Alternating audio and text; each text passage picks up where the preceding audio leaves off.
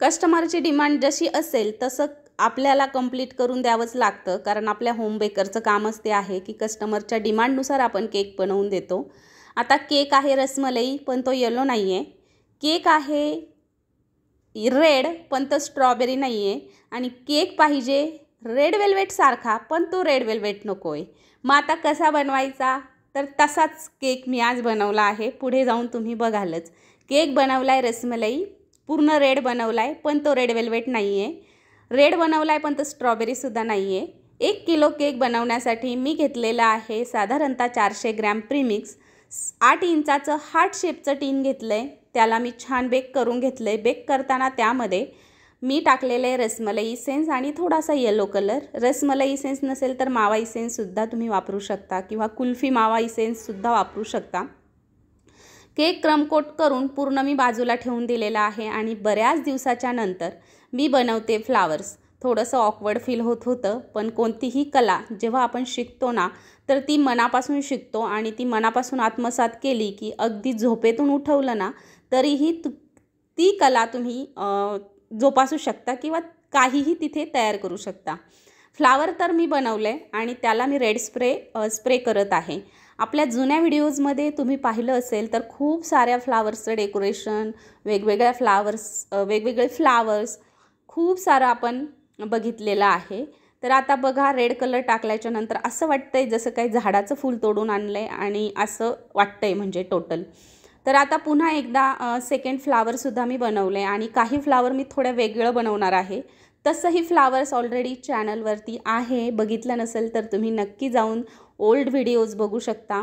तुम्ही जायचे चॅनलवरती, जायचे होम पेजवरती, जायचे होम, त्यानंतर व्हिडिओज, त्यानंतर शॉर्ट्स, त्यानंतर लाईव्ज, कम्युनिटी, पुन्हा बरंच अबाउट वगैरे बरेच हे आहे। तर तिथं व्हिडिओजवरती जायचे। व्हिडिओजवरती पुन्हा येते की लेटेस्ट, पॉप्युलर, त्यानंतर ओल्डेस्ट। तर तुम्ही ओल्डवरती जर केलं क्लिक तर तिथे सुद्धा तुम्हाला जुने व्हिडिओज सगळे बघायला मिळतील। आणि पॉप्युलरवरती बघितलं तरीसुद्धा तुम्हाला सगळे व्हिडिओज बघायला मिळतील, किंवा आपली प्लेलिस्टसुद्धा आहे। तर असो, केक फ्लावर्स करून मी बाजूला ठेवले, काही रेड आणि काही व्हाईट बनवले, थोडंसं वेगळं एक बनवून दाखवलं। आणि आता केक पूर्ण सेट झाला आहे, त्याच्यानंतर मी त्यावरती जेल ॲप्लाय करते।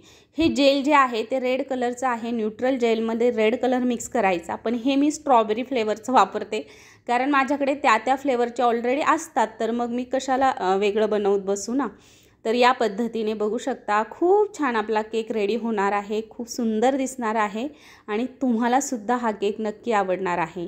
आता कस्टमरच्या वाईफचा बड्डे होता, मग त्यांचं असं म्हणणं होतं की मॅडम मला खूप छान केक करून द्या। त्यांनी एक पिक्चर शेअर केला होता आय थिंक, तर त्याच्यानुसार मी करून द्या, नाही सॉरी, पिक्चर शेअर नव्हता केला।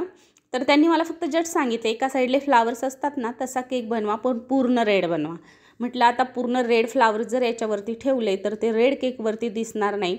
मी थोडा बेस बनवून घेतला, का तर जेल केक आहे, कुठेही आपले फ्लावर्स जास्त इकडे तिकडे पसरायला नको, किंवा काय म्हणतो आपण ते फिसलतात, जेलवरनं सटकतात, तसं व्हायला नको म्हणून बेस बनवून घेतला। आणि जे फ्लावर बनवून मी फ्रीजमध्ये सुद्धा ठेवून घेतले, सेट झाले होते, म्हणजे ते हाताने सुद्धा मी फ्लावर उचलू शकत होते, असे छान झाले होते।